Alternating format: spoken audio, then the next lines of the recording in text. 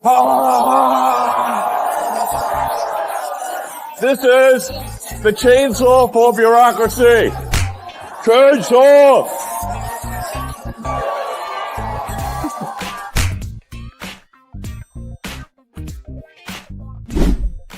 You can't handle the truth.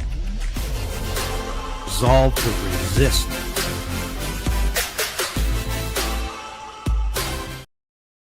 Yes, Canada needs a DOGE, Department of Government Efficiency. Not just some cuts. We need an overhaul, complete overhaul. Who is Mark Carney? What does he stand for? What does he believe in? What are his economics? What's his philosophy? Is he a Marxist? And I don't mean a fan of the brother Groucho. When we come back, a comprehensive analysis.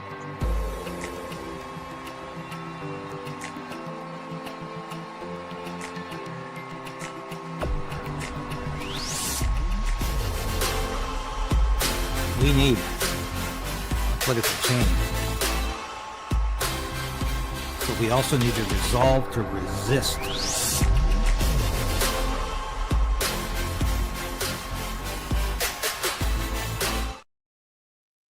Welcome to your Sunday. Hope you're having a good day. I should be in church this morning. We had some time matters to navigate this morning, and my apologies to our pastor and to our congregation. We should have been there. We should be there right now, but it just wasn't possible today. Thank you for your patience with the show, and please like the show, subscribe. Thank you so much for loving the interview with my favorite premier, Alberta Premier Daniel Smith. That did so well. So many views, so many people subscribed as a result of it. And I just want to mention, because I always forget to promote myself at times, the post-millennial article based on this interview is up right now. Have a look at it.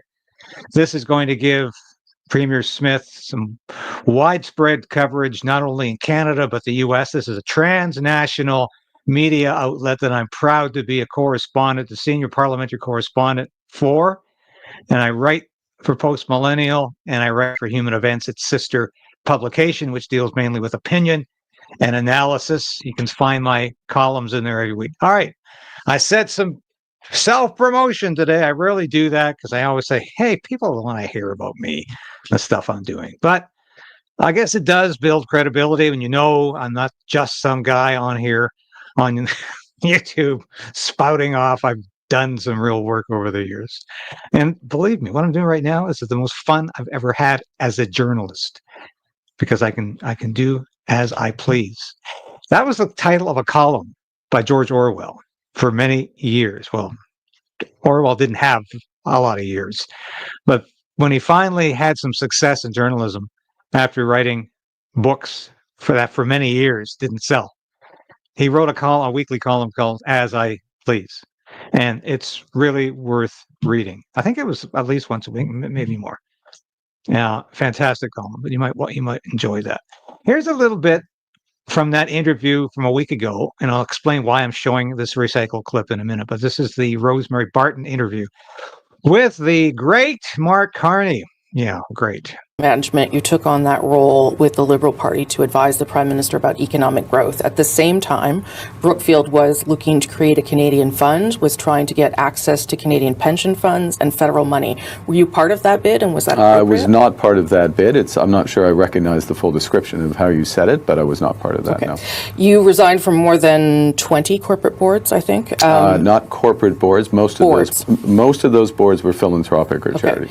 You are not yet subject to ethics requirements. I don't have any power, Rosie. No, but would you put anything out there for Canadians to better understand your business deal? So Mark Carney just belongs to philanthropic boards.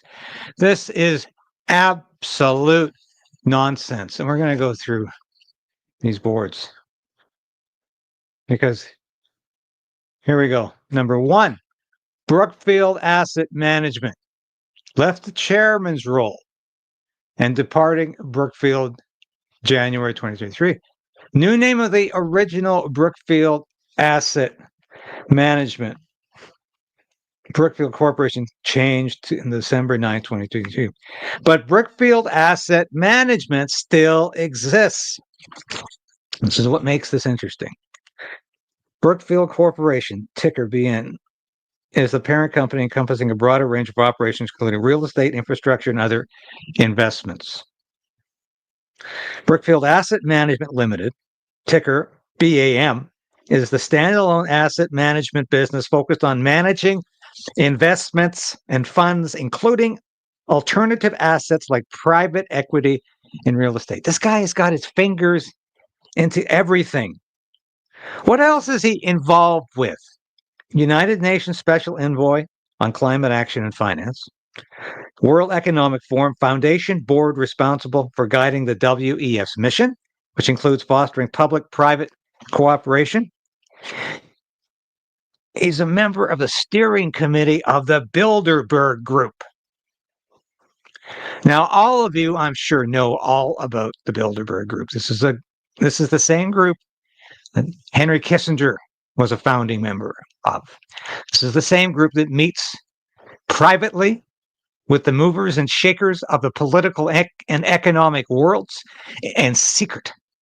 And you don't know what they're talking about, except they're talking about controlling you.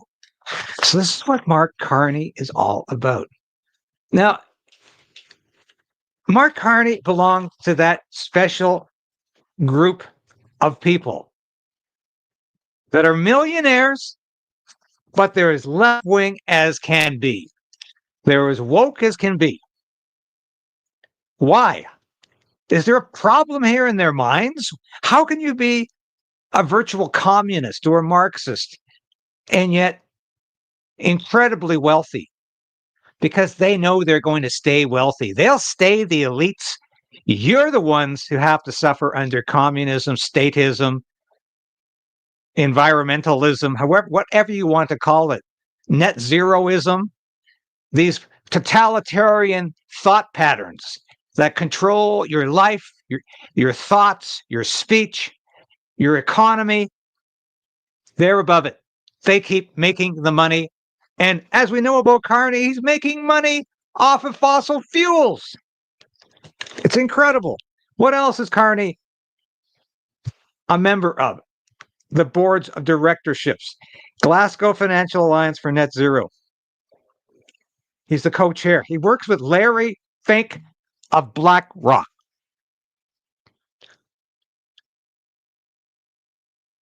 Now, this group, the G fans,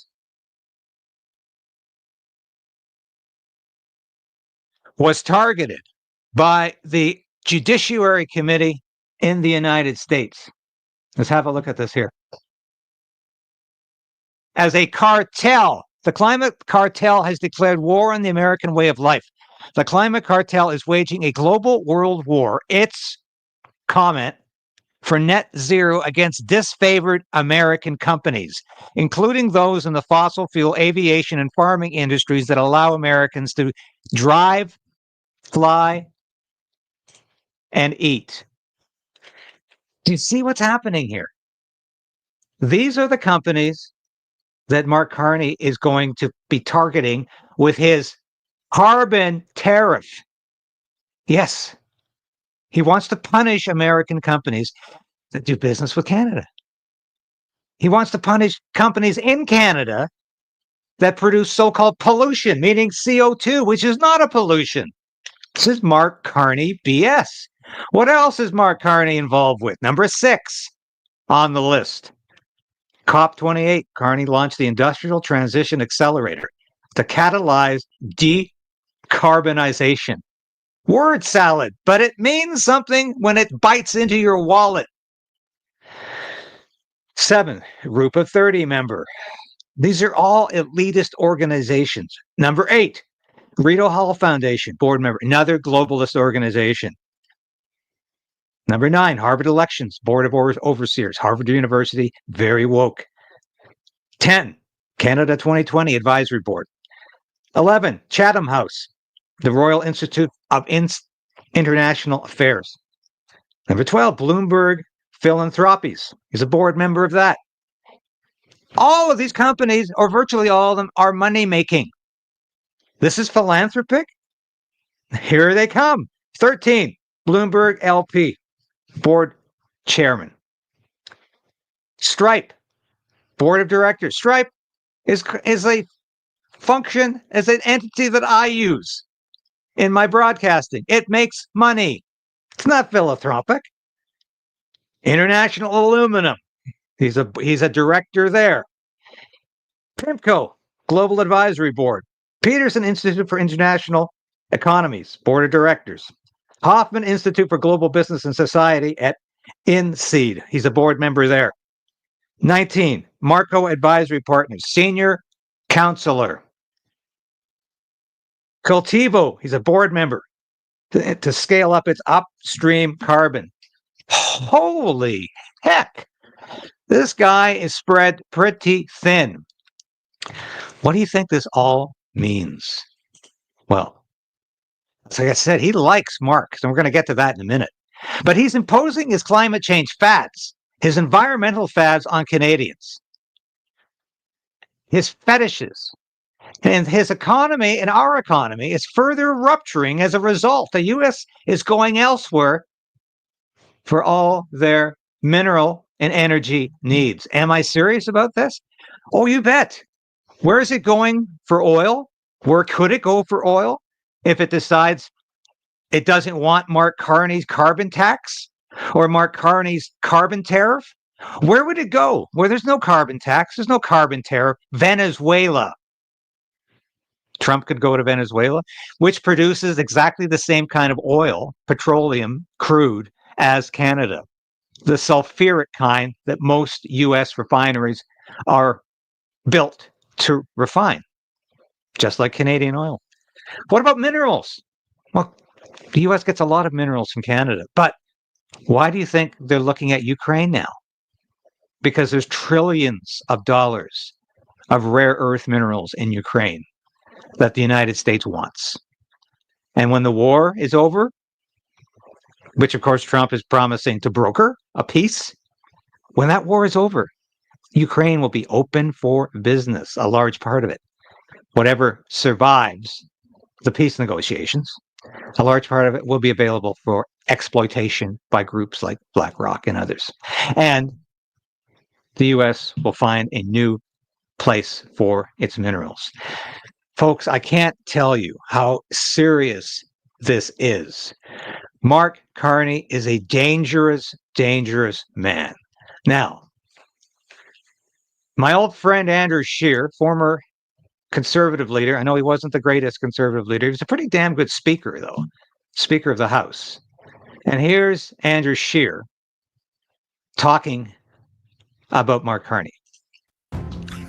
There's a new scam popping up all across the country. It's not quite senior citizens giving away their social insurance numbers or AI hacking into bank accounts or a big heist, but it's still going to cost Canadians billions. Smash and grab that, huh?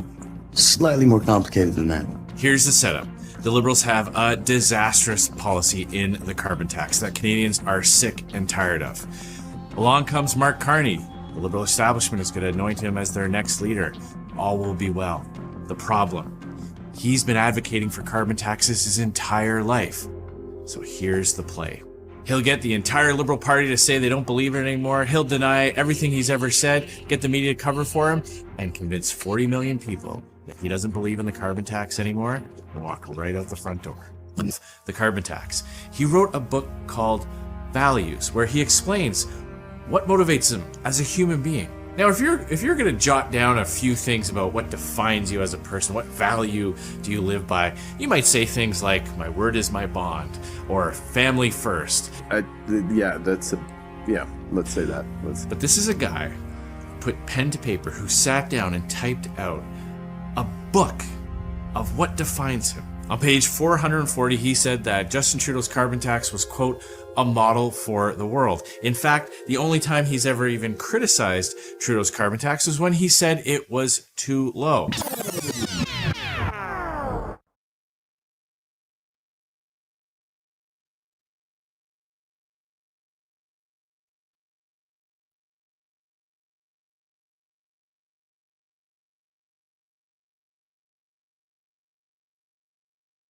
Yes, and there he is saying that we need more carbon tax in Canada, not less. And I'm going to get into that in a minute, exactly what he has said. But here's another shocker. How seriously is the world taking Mark Carney? Not very. Not very seriously at all. Just one day, 2 days after Mark Carney declared he was running for the leadership of the Liberal Party, all of the Canadian banks pulled out of the net zero plan. January 18th, UN-backed net zero banking alliance that aims to accelerate climate action among financial institutions. It's dead in Canada. It's forgotten. It's defunct. The banks are telling Mark Carney, go pound sand. What happened the day after the banks did this? Donald J. Trump was inaugurated as president of the United States and began taking back the American economy from the globalists and people like Mark Carney. They are laughing at Mark Carney. Mark Carney is a joke because nobody takes his fetishes, his fads, his climate change fetishes and fads seriously. It's just not happening, folks. He's not taken seriously. And Canadians have got to realize we can't take him seriously either, except he could potentially be our next prime minister. He's got to be stopped, if not at the Liberal leadership level, then at the next election, if he becomes our next prime minister. He's not worthy of the job. Let's have a look at this. Peter, this is a review of from the National Post, Financial Post, of Mark Carney's book. Mark Carney, a man of destiny, wants to revolutionize society. It won't be pleasant. This guy is at least an authoritarian, perhaps a totalitarian. He's not a Democrat in a small d sense of the word. He's not somebody who believes in individual freedom. He's masquerading right now as somebody who's just a little to the left of Pierre Poilievre of the Conservative Party. He wants a middle-class tax cut. He wants to balance the budget on Tuesday and Thursday, but on Monday and Wednesday, he wants to go into deficit spending. What else about Mark Carney? Oh, yeah, he agrees now with Pierre Poilievre that carbon tax was a bad thing, except he wants to double the carbon tax. He wants not only a carbon tax on corporations, which will, of course, trickle down to the average consumer. He wants a carbon tariff. It's going to be double what it is right now. That's how much Mark Carney wants to stop the carbon tax. He is not in sync with the Conservative Party or Pierre Poilievre on carbon tax policy. The Liberal Party still loves the carbon tax. Well, let's read from this in his book, Values. And we've got S in parentheses here. Building a Better World for All. Mark Carney, former governor both of the Bank of Canada and the Bank of England, claims that Western society is morally rotten and that it has been corrupted by, capitalism, which has brought about a climate emergency. Damn that capitalism. Has made nations more prosperous than any other industrial system in the history of mankind. Saved us from feudalism. But no, Mark Carney blames capitalism for the climate emergency that he says threatens life on Earth itself. This, he claims, requires rigid controls on personal freedom, industry, and corporate funding. Does that sound like communism to anybody out there? Sounds like communism to me. I'll read a bit of this because it's fascinating. This is why we're doing a comprehensive analysis. Who is Mark Carney? Is he a Marxist? He sure seems to be. Not because he's been accused of it, but he accuses himself of being a Marxist. He points the finger at himself for being a Marxist economic thinker.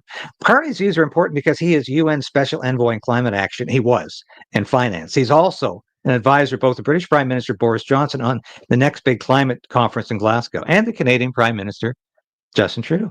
Yes, Mark Carney has been told Boris Johnson what to do in the UK. He was giving economic advice for the last year to Justin Trudeau, well, the last 10 years to Justin Trudeau and both of his finance ministers, Morneau and Chrystia Freeland. That's what Mark Carney was up to. Since the advent of the COVID pandemic, Carney has been front and center in the promotion of a political agenda known as the Great Reset. Where we heard that before? Justin Trudeau harkens back to the Great Reset all the time. Or the Green New Deal, which Congresswoman Ocasio-Cortez is always pushing. Or Building Back Better. All are predicated on the claim that COVID and its disruption of the global economy provided a once-in-a-lifetime opportunity, not just to regulate the climate, but to frame a more fair, more diverse, more inclusive, more safe, and more woke world. That's what Mark Carney is still up to. Carney draws inspiration from, among others, Marx, Engels, the authors of the Communist Manifesto, and Lenin, a mass murderer. But the agenda he promotes differs from Marxism in two key respects. First, the private sector is not to be expropriated, but made a partner. That's called fascism in reshaping the economy and society. Fascism believed in co-opting corporations into the fascist economy, telling them what to do, what to produce, how much to produce, when to stop producing. That's fascism. Second, Carney's philosophy does not make a promise to make the lives of ordinary people better, but worse. Carney's Brave New World will be one of severely constrained choice. Less flying, less meat, more inconvenience, and a lot more poverty. What is the byword from the World Economic Forum? You'll own nothing and be happy. That's called communism. Except I don't know anybody who's ever been happy in a communist society except the very elite at the top of the pyramid who give the orders, who make the decisions, who control everything in that economy, in that society, and they're the ones the happiest. The rest of the people work for the leaders, work for the elite, and are slaves. That's communism. That's Marxism.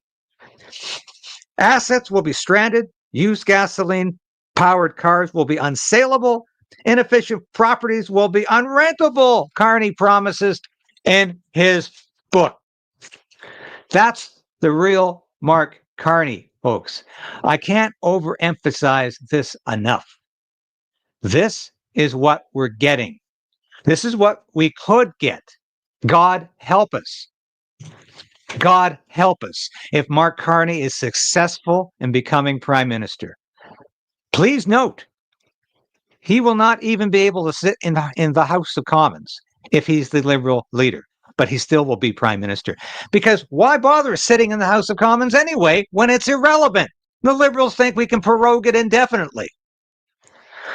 Still waiting on a decision from that federal court, by the way, perhaps this week, on whether or not the prorogation was legal or appropriate and whether or not they should all go back to the House of Commons tomorrow. I hope we get a decision on that this week.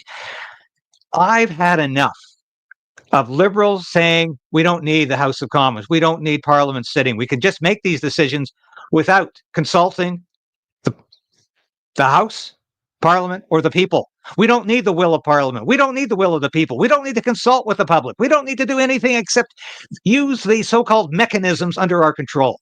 We can keep governing and keep doing whatever the hell we want without ever consulting Parliament or the people. That's what the Liberal government, that's what the Trudeau government is doing right now. That's what it thinks it continue to do.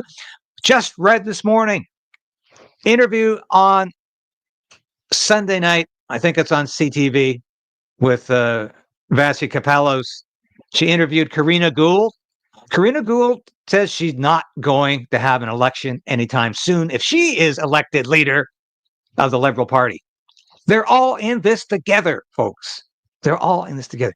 Now, if you think that I'm the only one saying this, I did an interview last week with my good friend, Dan McTeague, the president of Canadians for Affordable Energy, who used to be a Liberal MP for Scarborough. Listen to how he describes Mark Carney. This is fascinating. I see that sort of a confluence between Mr. Carney and going back 40 years, 45 years to 47 years, 37 years to guys like Morris Strong. And that is that while they are smart, they're also cunning. And what they have to offer is something that is extraordinarily damaging to the country. And the fact that they make statements that are, analogous to, we will impose our authoritarianism, we will invoke emergency measures to get our ways, should be a clarion call to Canadians. It certainly is being lost on the older generation, not on the younger generation that can't afford to make ends meet, can't afford a house, much less afford food and groceries, and gasoline and diesel. But it does suggest to me that Canadians, just because we got rid of Trudeau, who by all accounts wasn't a very enlightened individual for all the reasons, nice hair, nice socks and sobbings and selfies, we now have a person who's far more intelligent, if you will, and someone who I think is bringing a far more sinister message to Canadians, one of do it my way or else. And he's using and exploiting every avenue that he has while presenting himself as something he clearly is not. He's never been in politics. Doesn't sound like he really cares about democracy. But that aside, all the things I can say about Mr. Carney is simply, I know that his loyalists, his what I call groupies, who were once Trudeau groupies, are defending him, in tooth and nail. I think when one puts a clear spotlight on what Mr. Carney has done to damage the Canadian economy with his policies of restricting capital to oil and gas, which is our number one revenue generator in the country, when we consider this as a man who is foursquare behind carbon taxes and net zero green energy policies, when we consider that this is the man who has been for the past 5 years economic advisor to Justin Trudeau and the Liberals, and the economy has basically cratered, like it or not. I mean, we have some real hard questions asked Mr. Carney, and it doesn't just stop there. I want to know more about Brookfield. I want to know why it moved out of Canada the day after he dropped being CEO of the company. This man is very much about suppressing the will of the people. That's why clinging to power to impose an agenda which Canadians have not given authority to is a very dangerous and very undemocratic way of conducting business. And I think an unfortunate dimension of what net zero is, which is too bad. If there's no democracy, we really don't care. This is a pernicious international agenda. And I believe that in my heart of hearts, that Mark Carney is a Manchurian candidate for international organizations that do not have Canada's best interest at heart. We need someone to speak for Canada. That's not Mark Carney. Not Mark Carney. Manchurian candidate. Now, as I mentioned in this interview to Dan, a couple of sentences later, he also described the Environment and Climate Change Minister, Stephen Guilbeault, as a Manchurian candidate.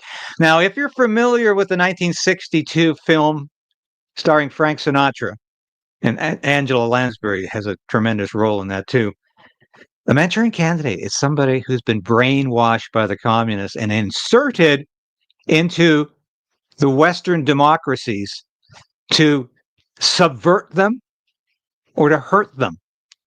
And I can't get into exactly what the Manchurian candidate ends up doing in this movie or in the novel, but it is certainly hurtful. And this is how Mark Carney can be imagined, envisioned, and absolutely defined. He's come to Canada to try to implement a globalist agenda that is increasingly being rejected in Europe, has been totally panned and rejected in the United States. It's history. It's in the dustbin of history in the United States. But even the Europeans are waking up to the fallacies of net zero. That we cannot continue to starve people of basic energy in the pursuit of an ideological and illogical dream. They are waking up to it. Mark Carney is very much still a disciple, an acolyte of this ideology. He's pushing it hard. He's pretending at the same time to be not so extreme. He's a real moderate just like Pierre Poilievre, just a little bit more understanding of the average. He doesn't understand an average person if he tripped over he or she.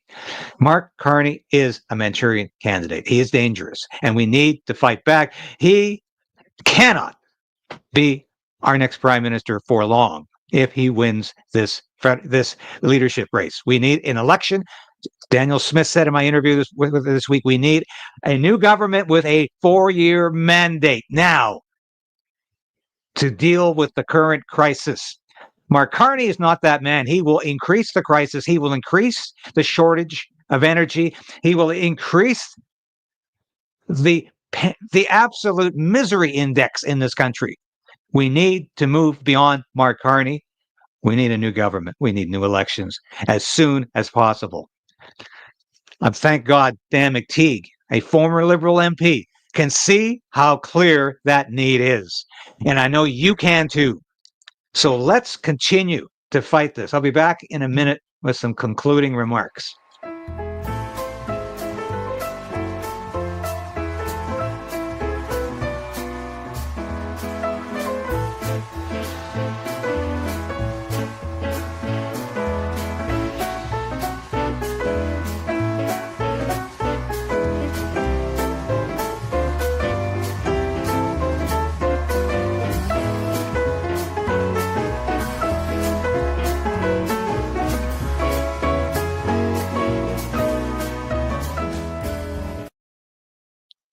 Yes, please visit our store. Have a look at the merchandise. I think it's the best merchandise available on the market for this kind of thing, obviously, for this kind of show. I really am proud of it. We do it all internally here. And I'm proud of the work we're doing. Great work. Most of this comes from my producer, who does some fantastic work. And I take my hat off to all of you who have promoted that material, who are wearing it. Send me pictures of you wearing the Stand on Guard garb, hats, t-shirts, hoodies, drinking coffee. I'll put them up and we'll celebrate this together. Let's celebrate freedom. Let's celebrate liberty on this show, because that means saying no to Mark Carney and yes to the freedom we can have. That's still possible in this country. It's still possible to make Canada great again, to resolve this tariff dispute, to get over this net zero nonsense, and to fight for Canada. But all we have to do in the process is to resolve to resist the message, the ideology, and the nonsense being pushed by people like Mark Carney. Thanks for watching today, folks. Have a great Sunday. I'll be back again tomorrow with more of the news.